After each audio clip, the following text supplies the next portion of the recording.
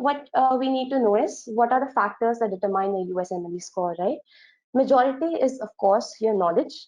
A part of it is luck. Yes, even though whosoever might tell you that is just hard work that gets you through, luck is a major factor because whenever you are given a test, there are thousands of people taking the same test from the same question bank on the same day. So if the test is easier, you may fall as a victim to a very steep curve. So if there's even a single answer that you mark wrong, the stakes are very high. On the contrary, whenever there is a rather difficult test that you have to appear for, the slope does tend to get a bit, plateau, and you have greater chances of scoring well. But that is just hearsay, and but I would say yes, luck matters. A part of it which I want to focus on today is an educated guess.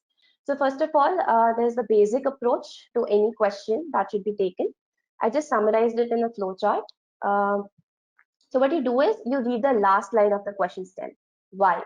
Because we have very long question stems in USMLE, which is one of the drawbacks for those of us, in especially in India, who have been taking NEET or state entrance tests back in our before our UG, and we're more accustomed to single line questions being asked. Of course, the NEET pattern is changing, but this was before.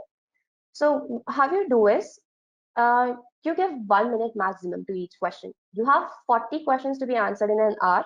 You target to complete each question in 1 minute, and then use those 10 minutes to use all the to review all the questions that you have flagged, or spend a little more time on those that are confusing.